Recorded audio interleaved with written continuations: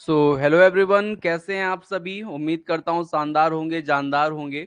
और आप लोग को मैं बता दूं कि रेवन इंस्टीट्यूट ने इंग्लिश पीजीटी मेंस का कोर्स स्टार्ट कर दिया है। इस कोर्स में आप लोग को पूरा डिटेल पीडीएफ मिलेंगे, ठीक है, नोट्स मिलेंगी डिजिटल फॉर्म पे। और साथ में आप लोगों को मिलेगा इस कोर्स में टेस्ट सीरीज और पूरी लाइव क्लास जो रहेगी 7 बजे से 9 बजे तक रहेगी। और साथ में अगर आप लाइव अटेंड नहीं कर पाओगे तो वो रिकॉर्डेड क्लास हो जाएगी, ठीक है। तो ये पूरी जो कोर्स की फीस रखी गई है वो मात्र और मात्र 1599 रखी गई है, मतलब 1600 रखी गई है। इस कोर्स को अगर आपको ज्वाइन करना है तो डिस्क्रिप्शन में, वीडियो के डिस्क्रिप्शन में लिंक दी हुई है रेवन इंस्टीट्यूट की, वहां से आप इस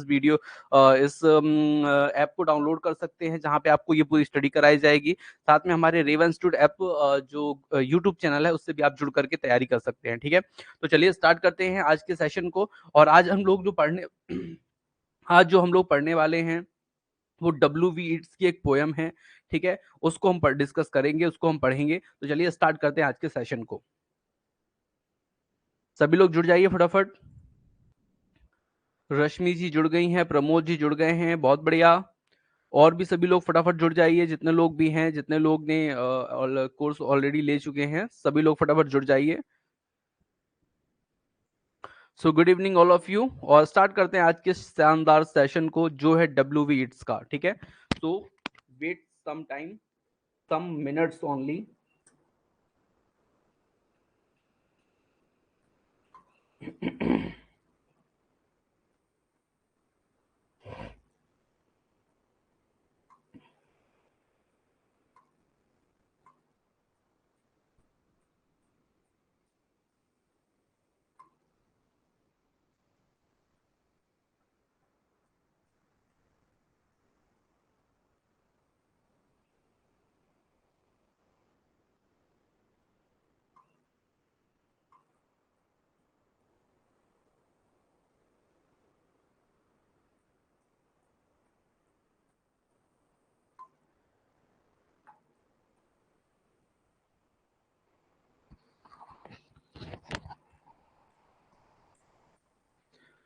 हेलो एवरीवन, स्टार्ट करते हैं आज के सेशन को जो रहेगा WV ईट्स की एक शानदार पोयम को आज हम पढ़ने वाले हैं प्रमोद जी, ठीक है।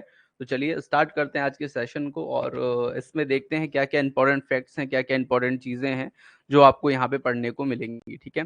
WV ईट्स की सबसे पहले जो ये पोयम है WV ईट्स की है, सेलिंग टू बाइजेंटियम। बाइजेंटियम मतलब होता है एक समुद्री यात्रा पे बाइजेंटियम के, ठीक है। वाइजेंटियम एक जगह है, ठीक है, जिसके बारे में आज हम लोग पढ़ने वाले हैं, ठीक है।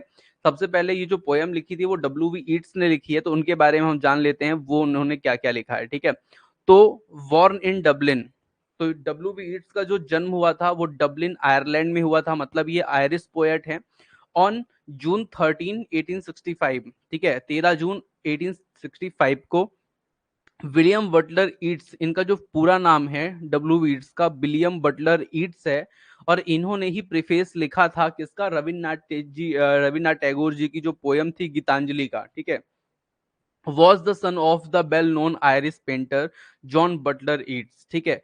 इनको क्या कह सकते हैं अपन लोग, was the son of the well known Irish painter, ठीक है। मतलब इनके जो पिताजी थे ये किनके पुत्र हैं, एक बहुत ही शानदार आयरिश पेंटर थे जॉन बटलर ईट्स, उनके पुत्र हैं, सुपुत्र हैं कौन, विलियम बटलर ईट्स, ठीक है। तो ये आप लोगों ने समझ लिया होगा इनके पिताजी का भी नाम मत, और इनके पिताजी जो थे वो एक पेंटर थे, ये भी आप लोगों ने समझ लिया होगा, ठीक है। He spend in childhood in County Sligo, मतलब इन्होंने अपना जो चाइल्डहुड है वो कहाँ पे बिताया, काउंटी स्लिगो नामक जगह पे, ठीक है। Where his parent were raised and in London, इसके बाद इनके जो पिताजी थे वो वहां से कहाँ पहुंच गए, लंदन पहुंच गए, ठीक है। और लंदन पहुंचने के बाद देखिए क्या क्या है, क्या क्या परिवर्तन हुआ है। तो ही रिटर्न टू डबलिन, फिर ये फिर से रिटर्न आ गए, मतलब लंदन गए थे, लंदन से फिर रिटर्न आ गए कहाँ, Dublin. At the age of 15, मतलब जब ये 15 साल के थे हमारे WV ईट्स, तभी ये कहाँ फिर से लौट के आ गए, डबलिन आ गए, ठीक है।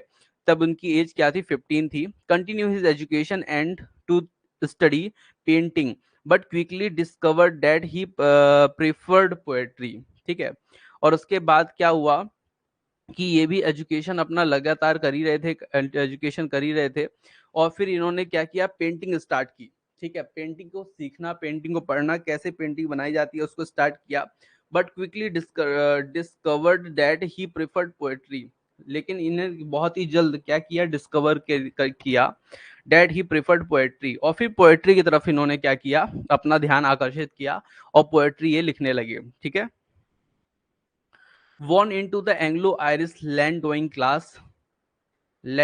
class, Yeats become involved with the Celtic revival movement against the culture influence of English rule in Ireland during the Victorian period, which sought to promote the spirit of Ireland native heritage. ठीक है। अब यहाँ पे ये क्या है, actually में ये जो है विक्टोरियन एज के जो क्या है पोएट हैं, तो इन्होंने उसी तरह की पोयम को लिखना स्टार्ट किया। ठीक है। एक ये बहुत ही मतलब बहुत अमीर नहीं कहना चाहिए, मतलब एक बहुत मिडिल क्लास या उससे लोअर मिडिल क्लास के ये जन्म हुआ था इनका, इनके परिवार में इनका, और बहुत ज़्यादा इनकी अच्छी लाइफ नहीं रही, लेकिन धीरे धीरे इन्होंने क्या किया, पेंटिंग से अपना कैरियर स्टार्ट करके ये कहाँ पहुंच गए, पोएट्री की तरफ पहुंच गए और पोएट्री लिखना चालू कर दिया। ठीक है। और धीरे धीरे इन्होंने अपने पोएट्री को ही क्या किया, प्रमोट किया, और एक दिन ये एक अच्छे पोएट बन गए। ठीक है। Though Yeats never learn Irish Gaelic himself, जो आयरिश गैलिक लैंग्वेज होती है इन्होंने नहीं सीखा, मतलब आयरिश की जो आयरलैंड की जो भाषा है उसको इन्होंने नहीं सीखा। His writing at the turn of the century drew extensively from source in Irish mythology and folklore, लेकिन वहाँ के जो माइथोलॉजी थे, जो वहाँ के पुरानी चीजें थी, ठीक है, उनके बारे में इन्होंने सीखा। ठीक है। आगे इनकी बहुत सारी चीजें इनके उसमें दी हुई हैं कि इन्होंने क्या कब किया। मैं सिंपल सा आपको बता देता हूँ इनके बारे में। जो आप लोग को याद करने वाली चीज है वो ये है कि जो W.B. ईट्स थे, ठीक है, इन्होंने बहुत शानदार पोएट्री लिखी है, पोएम लिखी है, और इन्होंने गीतांजलि जो रविन्द्रनाथ टैगोर जी की है उसका इन्होंने प्रीफेस लिखा था। ठीक है। प्रीफेस जो पेज के स्टार्टिंग में होता है उसको इन्होंने लिखा था। ठीक है। और इसी तरह से वो जो जिस चीज का इन्होंने प्रीफेस लिखा था उसमें इनको क्या है, गीतांजलि को बहुत ज्यादा सफलता मिली। ठीक है। और उस पर बहुत ही अच्छा इन्होंने वर्क किया। ठीक है। आगे चलते हैं, और भी चीजें आप लोग को मैं बता दूं। उसमें एक इंपॉर्टेंट फैक्ट ये है नोबेल प्राइज का। ठीक है। तो नोबेल प्राइज का मैं आप लोग को बता दूं कि W.B. ईट्स को जो नोबेल प्राइज अवार्ड हुआ था वो 1923 पे अवार्ड हुआ था, and he died in 1939 at the age of 73, और 73 वर्ष की उम्र में इनका जो है निधन हो गया था, मृत्यु हो गई थी। तो ये चीज आपको ध्यान रखनी है कि W.B. ईट्स का जो सबसे इंपॉर्टेंट क्वेश्चन है कि वो 1923 में इनका क्या हुआ था, इनको नोबेल प्राइज मिला था। अच्छा, कहीं कहीं पे 1912 मिलता है। ठीक है। 1912 जो है वो गलत ऑप्शन है, गलत आंसर है। 1923 ही आपका सही आंसर है। ठीक है। तो ध्यान रखिएगा, नोबेल प्राइज इनको कब मिला था, 1923 पे मिला था। ठीक है। अब नोबेल प्राइज मिला था, ये इंपॉर्टेंट क्वेश्चन है, इस पे और भी चीजें पूछी जा सकती हैं, इसलिए मैं आप लोग को और चीजें बता देता हूँ। ठीक है।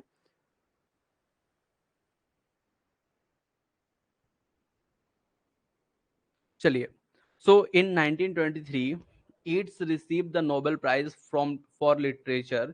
ही was awarded it his contribution to literature and for his always inspired poetry, which is a highly artistic form, gives expression to the spirit of a whole nation. ठीक है। सो यहाँ पे मैं आप लोग को बता देना चाहता हूँ कि इन 1923 1923 में इनको नोबेल प्राइज जो है लिटरेचर के लिए, साहित्य के लिए इनको नोबेल प्राइज मिला था। और इनका जो साहित्य में जो कंट्रीब्यूशन है, जो इनकी पोएट्री है, जो इंस्पायरिंग पोएट्री है, उसके लिए इनको बहुत ही शानदार जो है नोबेल प्राइज दिया गया था। ठीक है।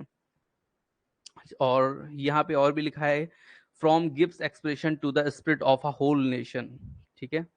फॉर मोस्ट फेमस पोयम, अब इनकी मैं कुछ फेमस पोयम बताने वाला हूं जो आप लोगों को ध्यान रखनी है, परीक्षा में पूछी जा सकती हैं। ठीक है। तो उनको ध्यान रखना है। It's wrote a lot of poem. It जो है W.B. ईट्स जो है वो 30+ कलेक्शन जो है पोएट्री के वो पब्लिश कर चुके हैं, मतलब बहुत सारी पोयम इन्होंने लिखी हैं। ठीक है। उसमें से कुछ मैं मोस्ट पोयम इनकी बताने वाला हूं। जो मोस्ट पोयम आप लोग जानने वाले हैं उस पे आप लोग को गौर करना है, उस पे क्वेश्चन बनेंगे। ठीक है। तो यहाँ पे है, Yeats wrote a lots of poem over his time. Here are some of his most famous one. तो फर्स्ट है द सेकेंड कमिंग, ठीक है, द सेकेंड कमिंग के नाम से इनकी ये पोएट्री कलेक्शन है एक्चुअली, जो आपका पब्लिश हो चुका है, ठीक है। तो द सेकेंड कमिंग, ठीक है। फिर क्या है, ईस्टर, ठीक है, द लेक, द लेक एल्से ऑफ इंसफ्री, ठीक है, Aedh wishes for the cloth of heaven, ठीक है, an Irish airman foresees his death, an Irish airman foresees his death, ठीक है। एक है द टॉवर। इनका जो ये पोएट्री कलेक्शन है ये इंपॉर्टेंट है क्योंकि इसी पे हमारी जो पोयम है सेलिंग टू वाइजेंटियम, इसी एक्चुअली पोयम इसी पोएट्री कलेक्शन के साथ क्या हुई थी, पब्लिश हुई थी। ये जो पब्लिश हुई थी वो 1928 पे पब्लिश हुई थी, ध्यान रखिएगा 1928 पे पब्लिश हुई थी। तो ये इंपॉर्टेंट पोयम है, ठीक है। The tower, the tower poetry collection है, इसी पोएट्री कलेक्शन पे हमारी पोयम जो है सेलिंग टू बेजेंटियम बाइजेंटियम पोयम हमारी क्या हुई है, पब्लिश हुई है, ठीक है। A prayer for my daughter, I pair prayer for my daughter, ये भी एक इनका पोएट्री कलेक्शन है। और द स्टोलन चाइल्ड, ये भी इनका एक पोएट्री कलेक्शन है। तो ये कुछ इंपॉर्टेंट फैक्ट्स हैं जो आप लोग को ध्यान रखने हैं, और इंपॉर्टेंट कुछ ये पोएट्री कलेक्शंस हैं जो आपको डब्ल्यू.वी. ईट्स के ध्यान रख के चलने हैं, ठीक है। तो मेरी बातों को आप लोग समझ के चल रहे होंगे, मैं ऐसी उम्मीद कर रहा हूं। और अगर कोई समस्या आ रही है, कोई दिक्कत आ रही है, कुछ चीज समझ में नहीं आ रही है, तो आप लोग मुझसे बिल्कुल पूछ सकते हैं, ठीक है। चलिए next, what are three interesting fact about W B. Yeats. W B. Yeats के कुछ इंपॉर्टेंट फैक्ट्स हैं, मैंने यहाँ पे 3 लिख दिया लेकिन कुछ हैं। यहाँ पे मैं ऐसा कर देता हूँ, what are some interesting facts about W B. Yeats, ठीक है। इसमें मैं सम को जोड़ देता हूँ, वो इसलिए क्योंकि 3 मैंने लिखा जरूर है लेकिन सम एक्चुअली वो 3 से ज्यादा भी है, ठीक है। So first one is Yeats was one of the biggest figures in 20th century literature. अगर 20th सेंचुरी लिटरेचर की बात की जाए तो उसमें डब्ल्यू.वी. ईट्स का नाम बहुत जोरों से, बहुत अच्छे से लिया जाता है। उसका रीजन ये है क्योंकि इन्होंने एक से एक अच्छी से अच्छी, शानदार से शानदार पोएट्री इन्होंने लिखी है, ठीक है। तो मैं निश्चित तौर पे आप लोग को बता दूं कि ये चीज आप लोग को ध्यान रखनी है कि डब्ल्यू.वी. ईट्स जो है वो एक महानतम पोएट हैं, ठीक है। और उनकी महानतम की गाथा कितनी कही जाए वो कम है, क्योंकि वो रविन्द्रनाथ टैगोर जी का प्रेफेस लिख सकते हैं, जो अपने इंडिया के बहुत ही फेमस पोएट हैं। तो उनकी पोएम की जो कलेक्शन था गीतांजलि, उसको उन्होंने लिखा था, ठीक है। तो ये इंपॉर्टेंट है, ठीक है। तो Yeats was one of the biggest figures in 20th century literature. यहाँ पे ध्यान रखिए, अगर आप नेट में भी सर्च करेंगे तो 1912 मिलता है, लेकिन एक्चुअली जो है इनको जो लिटरेचर में जो इनको नोबेल प्राइज मिला है वो 1923 पे मिला है, ठीक है। तो he won the Nobel prize of for literature in 1923, ठीक है। तो 1923 पे इनको क्या मिली है,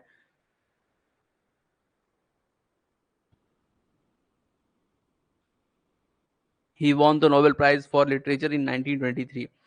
He published over 30 poetry collection. He published, इन्होंने लगभग 30 प्लस पोएट्री कलेक्शन क्या किए हैं, पब्लिश्ड कराए हैं। मतलब बहुत सारे, एक लगभग जो पोएट्री कलेक्शन होता है उसमें कई पोएम होती है, 100 प्लस भी हो सकती है, 50 प्लस भी हो सकती हैं।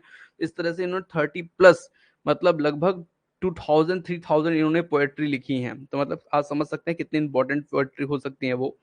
ही founded the Irish nation theatre society. अब ये इंपॉर्टेंट क्वेश्चन है, इसको आप लोग ध्यान कर लीजिएगा। इन्होंने, जैसे हमारे रविन्द्रनाथ टैगोर हैं, उन्होंने एक पोएट्री, एक संस्थान जो था, सोसाइटी थी, उसकी स्थापना की थी। उसका मैं नाम आप लोग से जानना चाहता हूँ, क्योंकि रविन्द्रनाथ टैगोर जी को जब मैंने आपको पढ़ाया था तो मैंने आपको बताया था, है ना। डीके शुक्ला जी बोल रहे हैं, वाओ, ठीक है, बहुत बढ़िया। तो बहुत अच्छी बात है डीके शुक्ला जी। और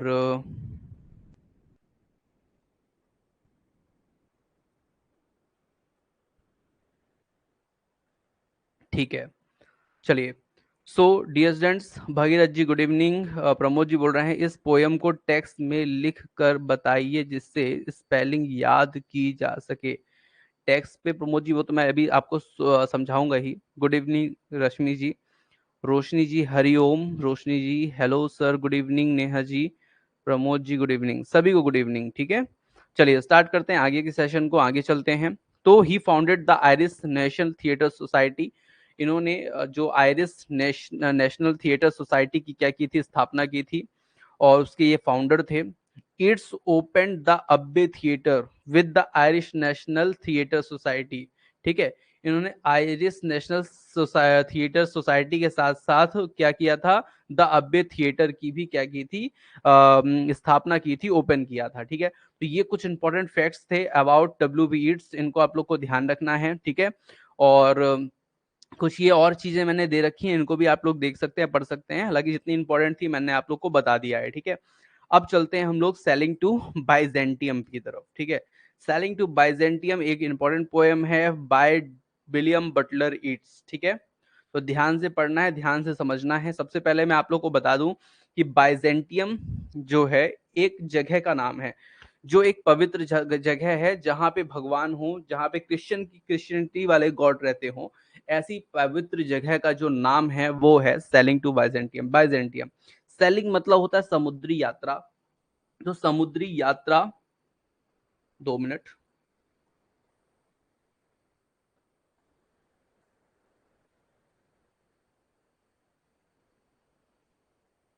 तो मैं ये बता रहा हूं कि देखिए, सेलिंग टू बाइजेंटियम जो है वो एक बाइजेंटियम जो नाम है वो एक समुद्री यात्रा है। समुद्री यात्रा पर बाइजेंटियम के ऐसा कुछ आपका क्या है, एक टाइटल है। ठीक है, बाइजेंटियम मैंने आपको बताया एक ऐसी जगह है जहां पे क्या बोल सकते हैं आप, बाइजेंटियम मतलब एक ऐसी जगह हो गई जैसे कि जहां पे पवित्र जगह, जैसे कि मान लीजिए अपना मथुरा वृंदावन हो गया, अयोध्या हो गया, उस तरह की जगह हो गई बाइजेंटियम। ठीक है, जो काल्पनिक है, ये भी क्लियर है, वो काल्पनिक है। ठीक है, अब मैं आप लोग को बता दूं कि यहाँ पे जो पोएट हैं वो अब हो गए हैं 60-61 साल के। ठीक है, अब उनको क्या लगना है, उसको असलियत में जो जिंदगी क्या है वो समझ में आ गई है कि भैया यहाँ पे जो हम लोग हैं वो सब नश्वर हैं, सब नष्ट हो जाएंगे, और हम जो पोएट है वो भी एक दिन नष्ट हो जाएंगे। तो वो ये बोल रहे हैं कि हम जो लोग हैं ना, ये जो दुनिया है, होली प्लेस, बिल्कुल भागीरथ जी। तो जो ये दुनिया है ना, वो दुनिया क्या है, नए यंग लोगों की है। यहाँ पे वो नाचते गाते हैं, प्यार में पड़े होते हैं, एक दूसरे के बाहों में पड़े होते हैं, ऐसा पोएट हमारे कह रहे हैं। और ये बूढ़े लोगों के लिए ये स्थान नहीं है। ठीक है, उनके लिए कौन सा स्थान है, उनके लिए स्थान है कोई बाइजेंटियम टाइप का, जहाँ पे पूजा पाठ होता हो। ठीक है, क्रिश्चियनिटी गॉड हो। वहीं पे जो पोएट है वो चाहते हैं कि एक चिड़िया बन जाए, सोने की चिड़िया बन जाए, और उस सोने की चिड़िया सोने के डाल पे बैठ करके क्या करें, गीत गाएं, संगीत गाएं, और उनको रिझाएं। किनको रिझाएं, जो गॉड हैं, उनके क्रिश्चियनिटी वाले गॉड हैं, उनको रिझाएं। ऐसा पोएट की इच्छा है, क्योंकि पोएट अब जान चुके हैं भैया ये जो था ना, ये बेकार की जिंदगी है। जिंदगी असलियत में कौन सी है, जिसमें भगवान को खुशी किया जा सके, और एक शरीर मिलने के बाद उसको दोबारा मतलब ना बदला जाए। ठीक है, मतलब यहाँ पे पॉइंट ये है कि उनको जो मनुष्य का शरीर मिल गया ना, अगर वो एक बार इस शरीर को त्याग देते हैं तो दूसरा शरीर वो चाहते हैं कि सोने की चिड़िया वाली मिले, और उस शरीर को वो त्यागे ना, दोबारा हमेशा उसी शरीर पे रहें और गाने गाते रहें ईश्वर के लिए। ठीक है, तो ये ऐसा पोएट है, और पोएट जो है वो ऐसा चाह रहे हैं। एक्चुअली पोएट हो गए बुढ़े। ठीक है, मतलब समझ 60 साल की उम्र में जब अपन लोग भी होंगे ना, तो अपन लोग भी भगवान याद आएंगे, हालांकि आना अभी से चाहिए याद, और आते भी हैं। ठीक है, तो ये सब चीजें हैं। चलिए चलते हैं आगे, समझते हैं और भी अच्छे से समझते हैं। शांति निकेतन बहुत बढ़िया, शांति निकेतन विश्व भारती बहुत बढ़िया, होली प्लेस। ठीक है, तो चलिए डियर स्टूडेंट्स आगे चलते हैं और भी चीजें समझते हैं, मजा आएगा निश्चित तौर पे पढ़ने पे। ठीक है, ओके।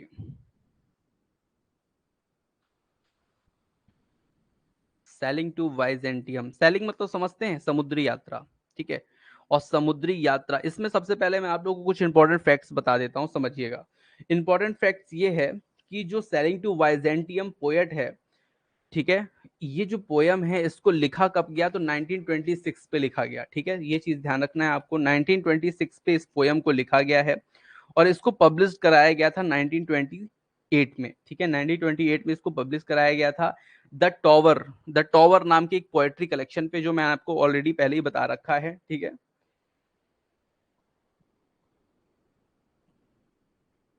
ठीक है, और ये जो है 8 लाइन की 4 स्टेंजा की पोएम, मतलब इसमें अगर स्टेंजा, नंबर ऑफ स्टेंजा पूछे जाएंगे तो 4 स्टेंजाज हैं।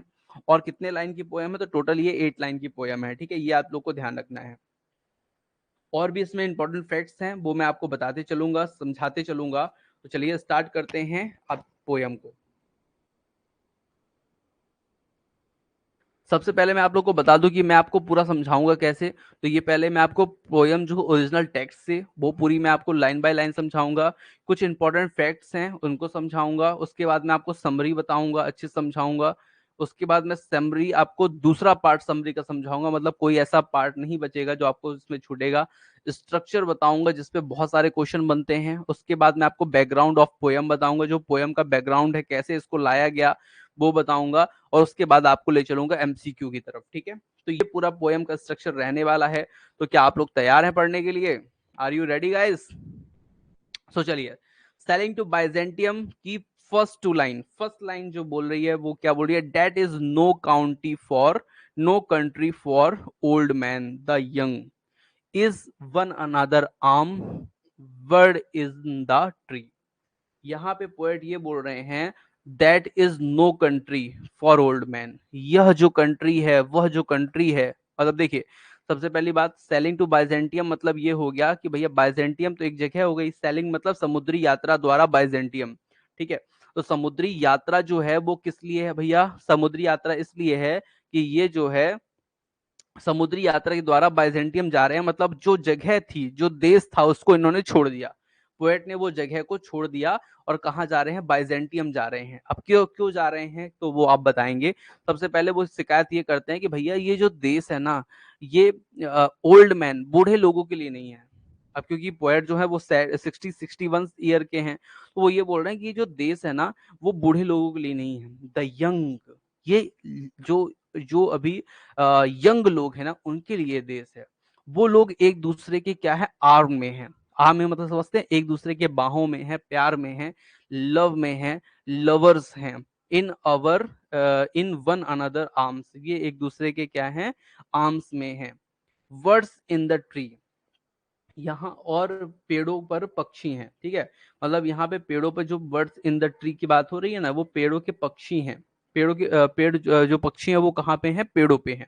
तो फर्स्ट जो 2 लाइन्स है उसका मतलब ये हुआ, ये जो कंट्री है ये बूढ़े लोगों के लिए नहीं है, ये यंग लोगों के लिए है। और वो एक दूसरे के बाहों में बाहें डाल करके क्या हुए हैं? बैठे हुए हैं, एक दूसरे के बाहों में बाहें डालकर बैठे हुए हैं, ठीक है। लवर्स हैं, प्यार कर रहे हैं, ठीक है। वर्ड इन द ट्री, अब आगे वर्ड इन द ट्री का मतलब समझ में आएगा आप लोग को। Those dying generation at their song, the salmon falls, the mackerel crowd seas. अब यहाँ पे जो क्वेश्चन वो चल रहा है वो ये है कि पेड़ों पर पक्षी हैं, वो मरती हुई पीढ़ी, वो उनके गाने को सुन रहे हैं, ठीक है। दोज डाइंग जनरेशन, जो मरती हुई पीढ़ी है ना, मरती हुई पीढ़ी जो है वो क्या कर रहे हैं? वो मरती हुई पीढ़ी को, उनके गाने को सुन रहे हैं, ध्यान दे रहे हैं, ठीक है। पास्ट फ्यूचर की चिंता नहीं, केवल प्रेजेंट में जी रहे हैं। मतलब समझिए आप लोग, जो जो चिड़िया गाना गा रही है ना, उसी चिड़िया के गाने को सुन सुन करके ये जो यंग लोग हैं वो क्या है? उसी के बातों में पड़े हुए हैं। मतलब सिंपल सा देखिए, आप टीवी देखते हैं ना, टीवी में आपने देखा एक लड़का एक लड़की बढ़िया प्यार कर रहे हैं, ठीक है, बढ़िया घूम रहे हैं, ठीक है। तो आपके भी मन में लालसा आई, तो वो भी क्या करेंगे? वो भी जो देख रहा है, ठीक है, आप और हम लोग भी उसी तरह के कृत्य करेंगे, ठीक है। गर्लफ्रेंड बॉयफ्रेंड बना के घूमना, इधर उधर जाना, ठीक है। तो वो जो चीजें हैं, वही पोएट बोल रहा है ना, वर्ड्स इन द ट्री, मतलब वो चिड़िया का जो एट देयर सॉन्ग, तो वो जो चिड़िया बैठी हुई है पेड़ पे और जो गाना गा रही है, उसी के गाने को, मतलब समझ रहे हैं, जो मोबाइल देख करके, टीवी देख करके, जो चीजें सुन करके, जो चीजें देख करके, जो आज की जनरेशन है वो क्या हो रही है? मरती जा रही है। दोज डाइंग जनरेशन, जो जनरेशन है वो क्या होती जा रही है? मरती जा रही है। क्यों मरती जा रही है? क्योंकि उनको भैया प्रेजेंट में बढ़िया जी रहे हैं, उनको पास्ट का कोई फिक्र नहीं था और फ्यूचर का कोई है भी नहीं कि हमें जीवन में आगे करना क्या है। उनको क्या है? बस उनको ये है बस कि हमको क्या है? प्रेजेंट में जीना है, बढ़िया प्रेजेंट में घूम रहे हैं, पैसे जो भी हैं उनको उड़ा रहे हैं। भविष्य में ये नहीं कि कैसे पैसे आएंगे, कैसे खर्चा होगा, वो चीज की उनको टेंशन नहीं है। उनको टेंशन किसी चीज की नहीं है, बस वो क्या प्रेजेंट में बढ़िया घूम रहे हैं इधर उधर, वो भी दोनों लोग आपस में घूम रहे हैं। तो यही पॉइंट बोल रहे हैं कि जो ये गाने हैं ना, ये जो गाने हैं ना, जो चिड़िया गा रही है, मतलब वही एक्सटर्नल सोर्स जिसके माध्यम से चीजें लोगों को पता चलती हैं, वो जान जानकर ये जो लोग हैं, जो जनरेशन है, वो क्या होती जा रही है, मरती जा रही है। मतलब उसके अंदर जो फ्यूचर के सोचने की क्षमता है वो खत्म होती जा रही है, ऐसा पेड़ बोलते हैं। ठीक है, फिर आगे चलते हैं। The salmon falls the mackerel crowd seas. ठीक है, अब यहाँ पे ध्यान रखिएगा, जो सैल्मन एक फिश होती है, ठीक है, वो वाटरफॉल्स पे, ठीक है, और एक होती है द मैकरेल क्राउड सीज। ठीक है, सैल्मन फिश वाटरफॉल में, और जो समुद्र है, समुद्र समुद्र में मैकरल की जो भीड़ पड़ी हुई है, मतलब भीड़ समझ रहे हैं आप लोग। सैल्मन फिश जो है वाटरफॉल में खूब सारी हैं, उनकी बहुत सारी संख्या है, और मैकरल कॉल्ड जो समुद्र में बहुत सारी है। मतलब कहने का मतलब ये है पोएट के, कि ये जो लोग हैं ना, जो यंग जनरेशन है ना, वो इनकी इस तरह के जो काम करने वाले की क्या भीड़ आ गई, जो फ्यूचर में सोच नहीं रहा, अपने प्रेजेंट को बस खूब अच्छे से जीने की कोशिश कर रहा है, ऐसे लोगों की क्या हो गई है, भीड़ उमड़ पड़ी है, ऐसा पोएट हमारे बोल रहे हैं। ठीक है, आगे चलते हैं। लिखा है फिश फ्लैश और fall commend all summer long. अब यहाँ पे फिश मतलब होता है मछली, ठीक है, फ्लश मतलब होता है इंसान, ठीक है, और फॉल मतलब होता है पक्षी। तो मछली, इंसान, पक्षी सभी गर्मियों को क्या कर रहे हैं, इंजॉय कर रहे हैं। ठीक है, सभी पक्षी, सभी क्या कर रहे हैं, गर्मियों को इंजॉय कर रहे हैं। किस गर्मी की बात हो रही है? ठीक है, ये सभी गर्मी को क्या कर रहे हैं, इंजॉय कर रहे हैं, मतलब सभी प्रेजेंट को जी रहे हैं, फ्यूचर की टेंशन नहीं है। मतलब सर्दी की टेंशन इनको नहीं है, लेकिन गर्मी में ये फुल एंजॉय कर रहे हैं। ठीक है, ऐसा हमारे पोएट बोल रहे हैं। ठीक है, whatever is begotten born and die. ठीक है, इसका मतलब ये हुआ कि वॉट एवर, जो भी मतलब जो भी कुछ हो, जो भी जन्मता है, वी गॉटन मतलब जन्मता है, जैसे अपन जन्मे हैं। ठीक है, तो जो भी जन्मता है वो जन्म लेगा, वॉर्न और डाई मतलब वो जन्म लेगा और मर जाएगा। ठीक है, ऐसा पोएट बोल रहे हैं कि यहाँ पे जो देश है ना, इस देश में जो भी जन्मता है वो जन्म लेगा और मर जाएगा, फिर आगे भी उसकी पीढ़ी होगी, वो भी जन्म लेगी और मर जाएगी। ठीक है, मतलब लाइफ की कोई लिमिट नहीं है। कोई 10 साल जी रहा है, कोई 50 साल जी रहा है, कोई 90 साल जी रहा है, कोई 70 साल जी रहा है, कोई 40 साल में ही जा रहा है। ठीक है, तो whatever is begotten मतलब सभी लोग क्या हो रहे हैं, whatever is begotten मतलब सभी लोग जी रहे हैं, जन्मते हैं, जन्म लेते हैं और मर जाते हैं। ठीक है, आगे चलते हैं। Caught in that sensual music all neglect monuments of unageing intellect. इन दोनों लाइन का मतलब समझिए। सभी व्यक्ति एक निश्चित म्यूजिक में फंसे हुए हैं, मतलब cot in that sensual music all neglect, मतलब जितने भी लोग हैं ना, हम लोग, मैं हो गया, आप हो गए, जितने भी लोग हैं, सबका क्या है, एक ही सिस्टम है। सुबह उठना है, काम करना है, पढ़ना है, लिखना है, खाना है, सो जाना है, फिर सुबह उठना है, फिर खाना पीना सोना, इसी तरह की पूरी जिंदगी चल रही है। ठीक है, मतलब सेम जो अपन लोग हैं, एक ही म्यूजिक में सभी लोग फंसे हुए हैं। मतलब कोई अगर हमको इंटेलेक्ट की बात, अच्छी बात कोई बताए, जैसे कि हमारे सेजेस संत समाज जो हैं, वो हमें अगर कोई अच्छी चीज समझाते हैं, तो हम उसको क्या करके चलते हैं, निग्लेक्ट करके चलते हैं। और जो वस्तु उन्हें ज्ञान देगी ना, उसको अपन लोग क्या करते हैं, निग्लेक्ट करके चलते हैं। मोनूमेंट मतलब होता है कोई वस्तु, ठीक है, जो हमको क्या करेगी, इंटेलेक्ट ज्ञान देगी, उसको हम क्या करते हैं, निग्लेक्ट करके चलते हैं। हम किसमें पड़े हुए हैं, एक प्रकार की म्यूजिक, एक प्रकार की धुन, एक प्रकार की बातों पे हम लोग पड़े हुए हैं। ठीक है, तो यही चीज हमारे पोएट बोल रहे हैं। ये हमारा हुआ स्टैंजा नंबर 1 कंप्लीट। आप लोग को स्टैंजा नंबर 1 समझ में आया क्या? आया क्या स्टैंजा नंबर 1 समझ में आप लोग को? एक बार मैं देख लेता हूं। एनसीईआरटी बुक्स के सिलेबस से ही मटेरियल लिया है। देखिए ओरिजिनल मटेरियल है। ठीक है, वॉइस लो है। अभी वॉइस लो है क्या रोशनी जी? अभी देखिए वॉइस थोड़ा लो है क्या? Yes, 32 lines, yes, holy place. ये 32 लाइन्स की पोयम है, 8 स्टेंजा है। लास्ट लाइन बताइए सर। ओके, एक बार फिर से मैं लास्ट लाइन बता रहा हूँ। Caught in that sensual music all neglect monument of unusing unageing intellect. ठीक है, समझिएगा, जो जितने भी हम लोग हैं ना, वो एक ही बात को पकड़ के या एक ही प्रकार के म्यूजिक को लेके चल रहे हैं। ठीक है, कौन सी? प्रेजेंट को जीने की। पास्ट और फ्यूचर के बारे में, हम फ्यूचर के बारे में कोई चिंता नहीं है। और जो कोई मोनूमेंट, कोई वस्तु, कोई चीज कोई व्यक्ति हमको इंटेलेक्चुअल बात बताता है तो उसको हम क्या करते हैं, निग्लेक्ट करके चलते हैं। जो हम लोग यंग जनरेशन के लोग हैं उसको निग्लेक्ट करके चलते हैं, ऐसा हमारे पोएट कह रहे हैं। ठीक है, अच्छा, जो अपने यहाँ जीवन अभी चल रहा है ना, जो वर्तमान का जीवन आप लोग देख रहे हैं कैसा चल रहा है, ठीक है, यंग जनरेशन कैसी हो रही है, उसी प्रकार का जो यंग जनरेशन है उस समय रहा होगा जो जब इस पोयम को लिखा गया है। मतलब देखिए, हम विदेशियों से थोड़ा पीछे तो हैं, निश्चित तौर पे पीछे हैं, और जो विदेशी आज का जीवन जी रहे हैं ना, वैसा हम लोग 100 साल बाद जीवन जिएंगे। ठीक है, तो वही चीज यहाँ पे पोएट बोल रहे हैं। ठीक है, पोएट की बात आप लोग समझ गए होंगे आई थिंक। और अगर कोई क्वेश्चन हो तो कमेंट कीजिए, मैं बताऊंगा निश्चित तौर पे। Last two lines once again, Pramod ji समझा दिया मैंने, लास्ट लाइन बताइए सर। ओके रोशनी जी, समझ में आ गई होंगी बातें आप लोग को, अगर नहीं आई तो फिर से कमेंट कीजिए, फिर से बताएंगे। ठीक है, चलिए, तो स्टार्टिंग की सेकंड स्टैंजा की सेकंड फर्स्ट टू लाइन देखते हैं। एन एज्ड मैन इज,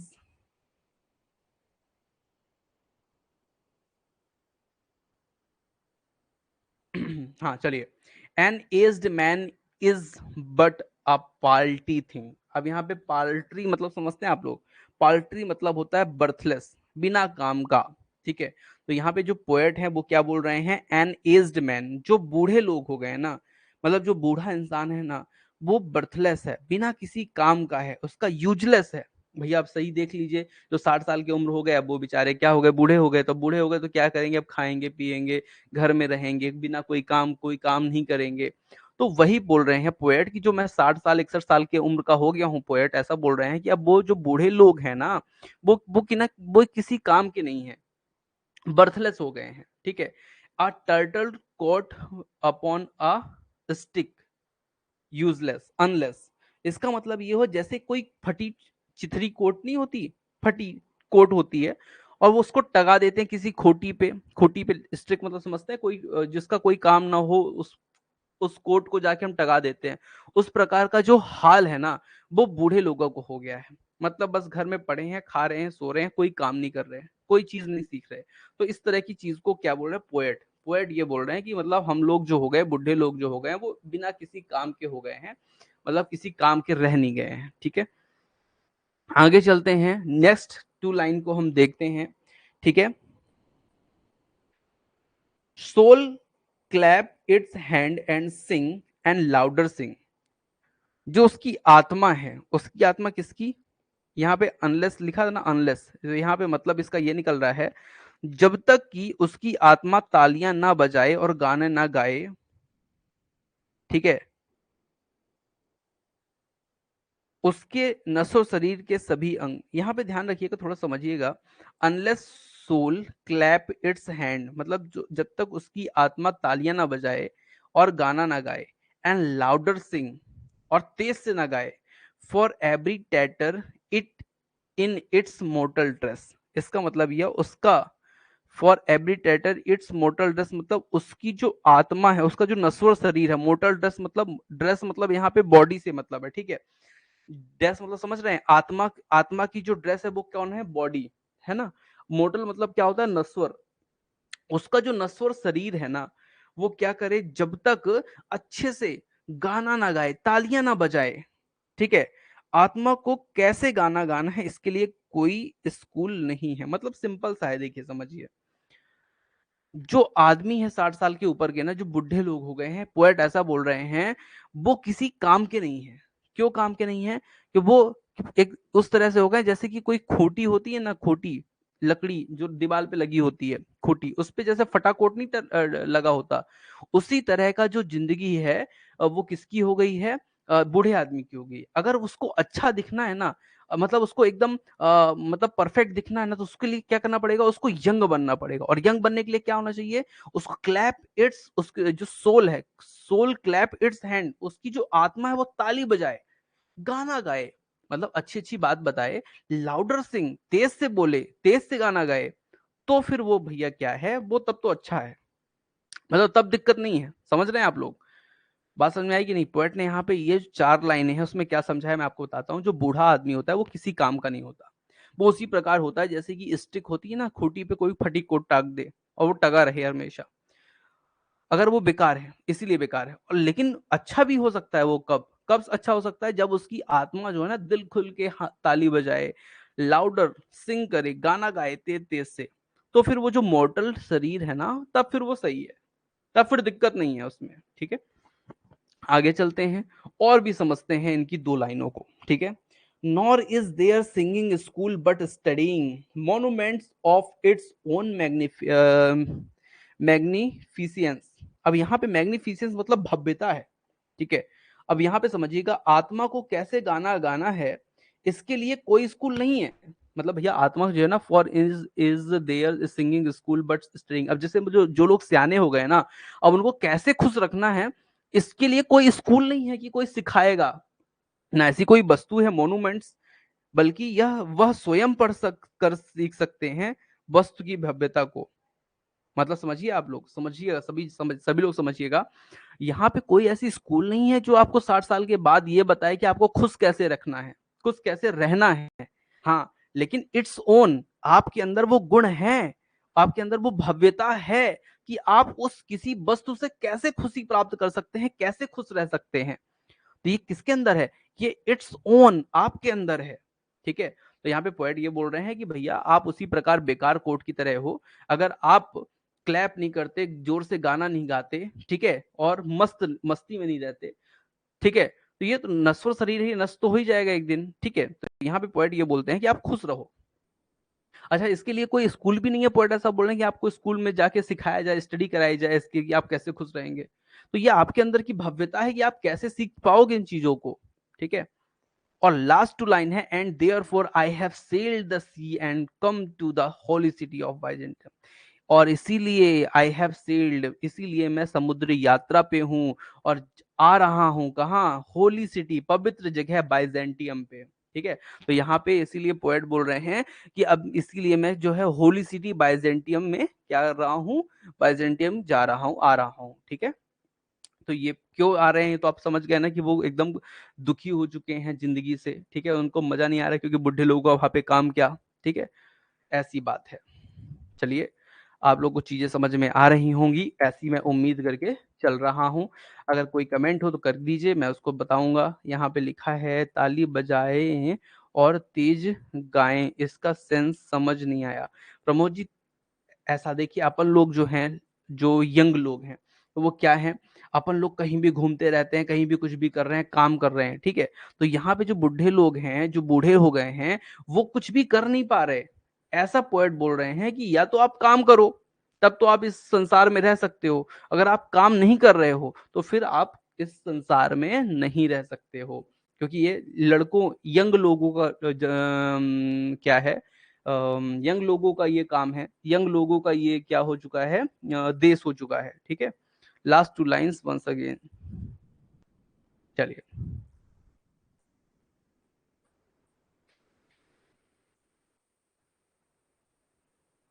चलिए देवियों सज्जनों, नेक्स्ट 3 स्टैंजा में हम चल रहे हैं, 3rd स्टैंजा में चल रहे हैं। O sages standing in God's holy fire. अब यहाँ पे जो होली फायर है, वो भगवान का जो पवित्र जगह है, उसकी बात हो रही है। ठीक है,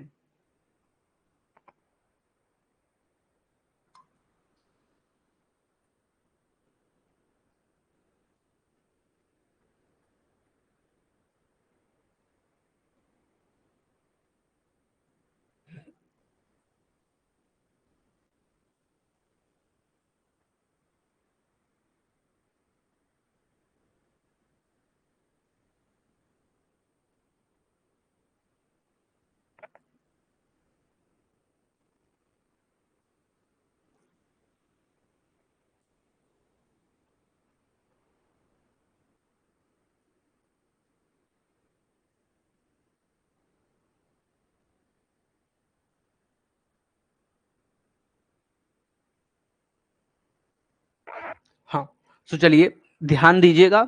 ओ सेजेस, ओ संतो, ओ संतो standing in God's holy fire.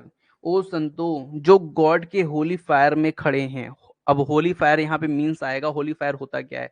तो क्रिश्चियनों का एक त्योहार होता है जिसमें ये लोग क्या करते हैं, खूब सारी रोशनी करते हैं, मसाले जलाते हैं। ठीक है, और ये होता है जो प्रोग्राम, ये साल में एक बार चर्च में होता है, सैटरडे के दिन। ठीक है, तो उस त्योहार की ये बात कर रहे हैं कि जो ओ संतो, चलो खड़े हो जाओ, कहाँ पे खड़े हो जाओ, होली फायर में खड़े हो जाओ, as is the god mosaic of a ball. अब यहाँ पे क्या है, as in the god mosaic of a ball, और जैसे आप दीवार पर बने गोल्ड के मोजाइक हो आप, जैसे मतलब समझिएगा, मोजाइक यहाँ पे एक चित्र की बात हो रही है, ठीक है, किसकी बात हो रही है, चित्र की बात हो रही है।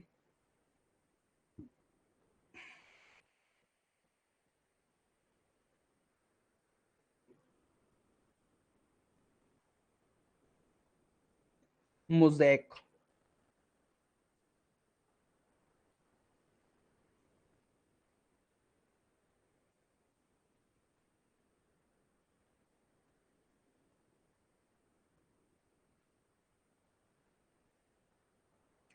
हाँ, तो यहाँ पे आ जाइए। ओ संतो, तो क्या हो जाओ, ओ संतो, आओ खड़े हो जाओ, ओ संतो, गॉड के होली फायर में खड़े हो जाओ। गोली होली फायर समझते हैं, मैंने आपको भी बताया, होली फायर एक त्योहार होता है जिसमें मसाले जलाई जाती हैं। जो क्रिश्चियन लोग हैं चर्च के बाहर सैटरडे के दिन क्या करते हैं, होली फायर का त्योहार मनाते हैं। As in the gold mosaic of a ball, ठीक है, जैसे, एज मतलब जैसे, in the gold mosaic of a ball, जैसे सोने के जो क्या होते हैं, मोज़ेक बॉल में बने होते हैं। मैं समझाता हूँ, सोने की मोज़ेक जैसे आप लोग दीवार पे देखते होंगे, दीवालों पर एक क्या होता है, चित्र बना दिए जाते हैं लोगों के, है ना। उसमें क्या होता है, छोटे छोटे टुकड़े लगा करके, छोटे छोटे पत्थर के टुकड़े लगा लगा कर क्या करता है, पूरे दीवार पे चित्र बना देते हैं, किसी राजा के, किसी महाराजा के, किसी संत के, किसी फेमस गॉड की, किसी गॉड की, ठीक है। तो उसी की बात कर रहा है कि ओ संतो, होली फायर में खड़े हो जाओ। और जैसे जैसे क्या, कौन खड़ा होता है, जैसे कि गोल्ड मोज़ेक, दीवार में एक गोल्ड मोज़ेक खड़ा होता है। गोल्ड मोज़ेक मतलब वही हो गया, दीवार में चित्रकारी करना, तो जिससे उसमें क्या होता है, दीवार पे खड़े होते हैं, ठीक है। आगे चलते हैं, आगे की लाइन को समझते हैं। अच्छा, इस पोएम की राइमिंग स्कीम किसी को पता है? राइमिंग स्कीम अगर पता हो तो बताइए, फिर मैं आप लोग को बताऊंगा कि क्या राइमिंग स्कीम है, ठीक है।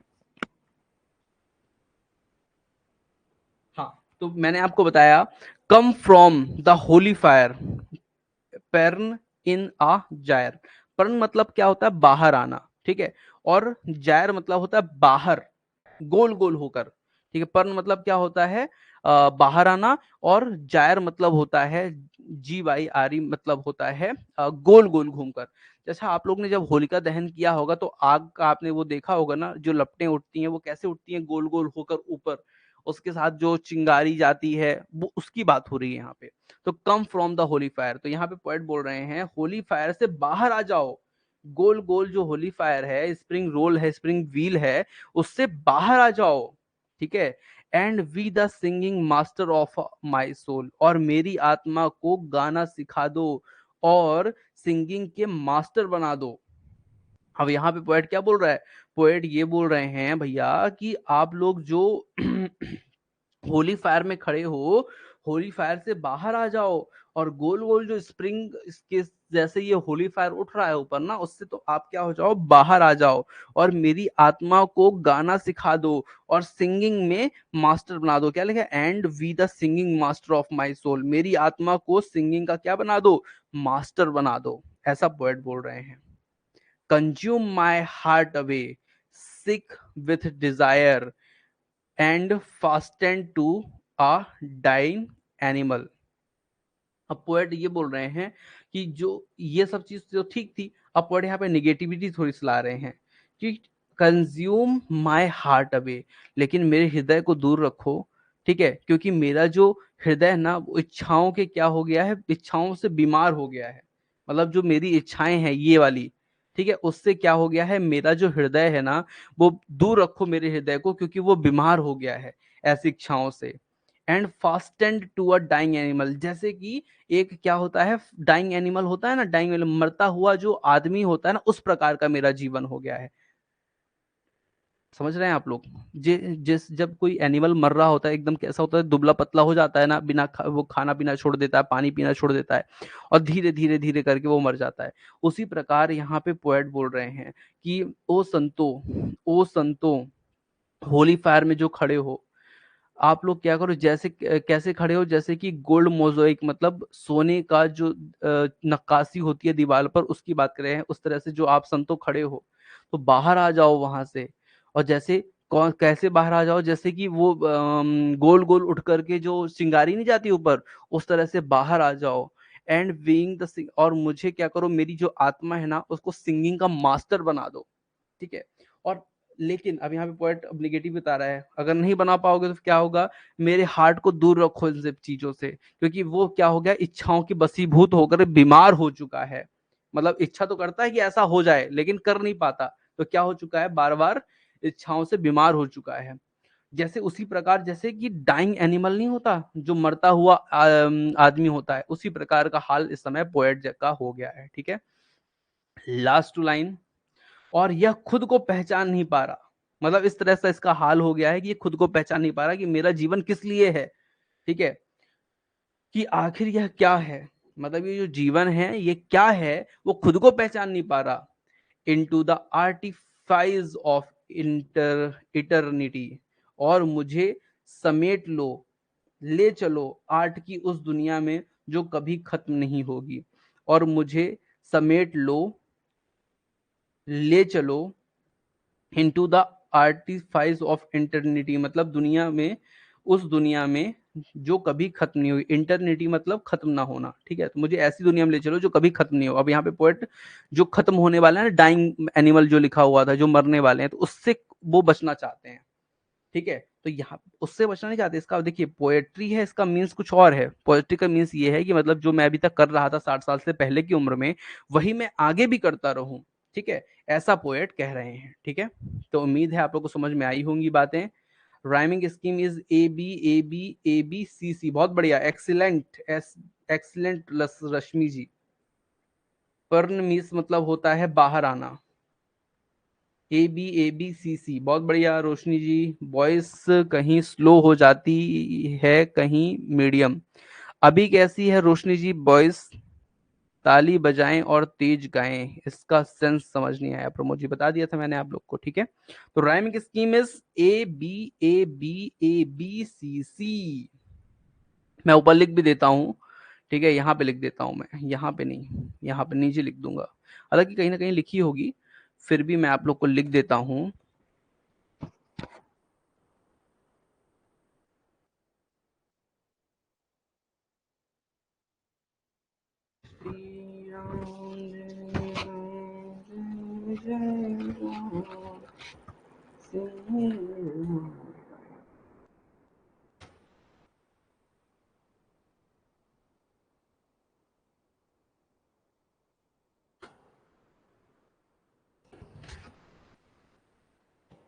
तो फिर बताइए, चलिए थीम क्या है?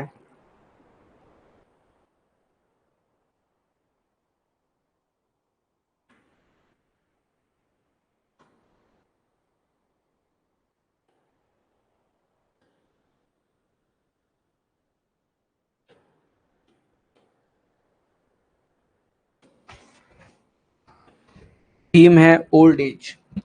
Old age and immortality.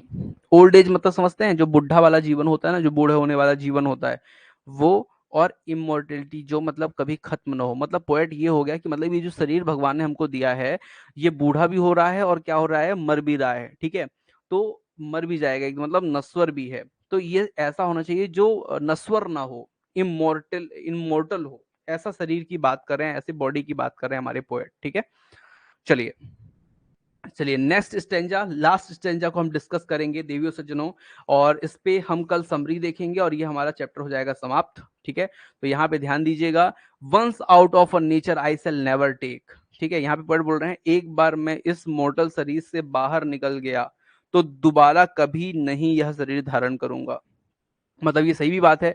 जैसे हम लोग की जो बॉडी है, इससे अगर एक बार आत्मा निकल गई, ठीक है, मतलब हमारी जो बॉडी है वो डेड हो गई, तो दोबारा उसमें वो कभी प्रवेश नहीं कर पाएगी आत्मा। एक बार खत्म हो गई बॉडी, नष्ट हो गई। तो यहाँ पे पॉइंट बोल रहे हैं कि अगर मैं एक बार मोर्टल शरीर से, मतलब ये जो नश्वर शरीर है, इससे मैं अगर बाहर निकल गया तो मैं दोबारा, आई शैल नेवर टेक, मैं दोबारा इसे कभी नहीं धारण करूंगा। ठीक है। My body form from any natural thing. मैं कभी मैं कभी कोई शरीर, शारीरिक फॉर्म में नहीं बदलूंगा खुद को। मतलब यहाँ पे पोएट ये बोल रहे हैं, माई बॉडली मतलब जो मेरा शारीरिक जो संरचना है ना, फॉर्म जो है मेरी बॉडी की जो संरचना है, जो नेचुरल संरचना है, उसको मैं दोबारा कभी किसी बॉडी पे नहीं बदलूंगा। मतलब जैसे अभी आदमी हूं ना, उसके बाद क्या हो जाऊं, मेढक बन जाऊं, सांप बन जाऊं, गाय बन जाऊं।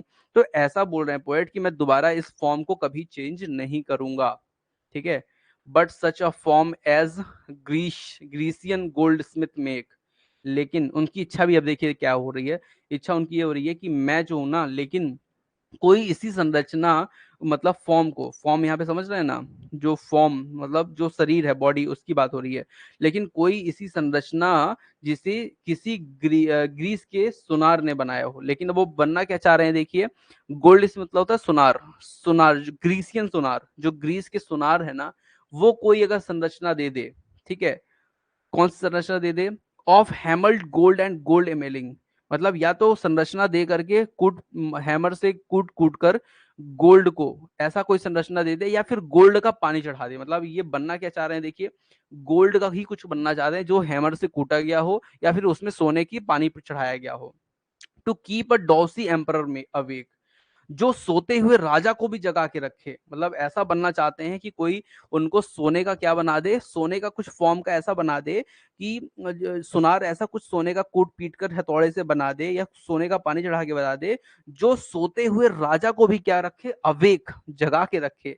और set upon a golden boat to sing, लेकिन अभी उनकी इच्छा क्या है, या मुझे एक सोने की चिड़िया वही बना दे, ठीक है, set upon a golden boat to sing, या तो मुझे एक सोने की चिड़िया ही बना दे जो जो डाल पर बैठकर, सोने की डाल पर बैठकर गाए, और set upon a golden boat to sing, या तो वो क्या करे, एक सोने की चिड़िया बना दे जो सोने की डाल पर बैठकर गाना गाए। To lord ladies of Byzantium, जिस पवित्र जगह पे बाइजेंटियम पे ये जा रहे हैं, उसी जगह के लॉर्ड और लेडी, मतलब जो वहां के मालिक और मालकिन है, उनको वो क्या करे, गाना सुनाए, किस बारे में, ऑफ व्हाट इज पास्ट और पासिंग और टू कम, मतलब जो बीत गया है, जो हो रहा है, जो आने वाला है। ऐसी पोएट की इच्छा है कि भैया मुझे अब कोई और शरीर नहीं चाहिए, मुझे अगर देना है तो ग्रीस के सुनार द्वारा बनाया गया कोई शरीर दे दो। और उस सोने के शरीर में या तो सोने का ही शरीर हो, हैमर से कूट पीट के बनाया गया हो, या फिर मुझे उसमें सोने का पानी ही चढ़ा दो। और वो ऐसा होना चाहिए कि जो जो राजा को भी जो राजा को भी क्या करे, सोते हुए राजा को भी जगा के रखे, ऐसा होना चाहिए। मतलब राजा भी उसके ऊपर पागल हो। और वो एक नहीं तो चिड़िया ही बना दो, और चिड़िया बना दो तो सोने की डाल पे बैठा दो, तो वो गाना गाएगा, किसके लिए, बाइजेंटियम के राजा और रानी के लिए, वहां के मालिक और मालकिन के लिए गाना गाएगा। और क्या सुनाएगा, पास्ट की बातें, बीती हुई जो प्रेजेंट में चल रही हैं बातें वो, या भविष्य में जो होने वाली चीजें हैं उनको बताएगा। तो ऐसा हमारे पोएट भैया कह रहे हैं। उम्मीद है आप लोग को समझ में आई होगी पोयम, मजा आया होगा। ओल्ड इज मीडियम, ठीक है, और राइमिंग स्कीम इज ABABCC, ठीक है। चलिए, तो पोयम आप लोग को समझ में आई देवियों सज्जनों, मजा आया कि नहीं आया ये बताइए। अच्छी पोयम लिखी है ना, sailing to Byzantium by W.B. Yeats। कल इसकी हम समरी समझेंगे, कुछ इंपॉर्टेंट फैक्ट्स और पढ़ेंगे, और उसके बाद हम लोग पढ़ेंगे MCQs, और कल ये चैप्टर हो जाएगा समाप्त, और उसके बाद हम लोग पढ़ने वाले हैं एक और पोयम, ठीक है। तो हम इस तरह से अब सिलसिला हमारा पढ़ाई का चलता रहेगा, ठीक है। और जल्दी ही इस महीने हमारा जो टारगेट है यूनिट 17, 18, 19, 20 कवर अप करने का है। आप लोग बढ़िया तैयार हो जाइए पढ़ने के लिए। हिंडिंग लाइन बहुत बढ़िया है सर, हाँ बहुत बढ़िया है, बहुत बढ़िया है, बिल्कुल सही है नेहा जी। सर एक बार फुल हिंदी बता देना। जय हो प्रमोद जी, जय हो आपकी। कल मैं बता दूंगा प्रमोद जी, ठीक है। सर सिलेबस में SCERT दिया है, हाँ दिया है, बिल्कुल दिया हुआ है, ठीक है। प्रमोद जी कल जैसे ही क्लास स्टार्ट होगी ना, तो हिंदी पहले समरी में बताऊंगा, उसके बाद आपको पूरी समरी बताऊंगा जो मैं आपको आगे बताने वाला हूं, ठीक है। कल जब क्लास स्टार्ट होगी तो हिंदी समरी के बाद ये कुछ इंपॉर्टेंट फैक्ट्स है मेरे पास, वो मैं आपको बताऊंगा, फिर समरी आपको पार्ट 1 पार्ट 2 बताऊंगा, और समरी जब खत्म हो जाएगी कुछ स्ट्रक्चर्स है मेरे पास वो बताऊंगा, MCQ करा के चैप्टर को क्लोज करूंगा, ठीक है। इतने के बाहर क्वेश्चन जाएगा ही नहीं, अगर इतना आपने अच्छे से पढ़ लिया ना तो क्वेश्चन बाहर नहीं जाएगा, ठीक है। आज क्लास में इतना ही, और नेक्स्ट क्लास इंग्लिश ग्रामर की स्टार्ट होने वाली है, कंजंक्शन की, तो उसमें जुड़िए, 5 मिनट बाद क्लास स्टार्ट होगी, ठीक है। Thank you for watching dear students, bye bye, good night. अभी गुड नाइट नहीं, अभी क्लास है एक।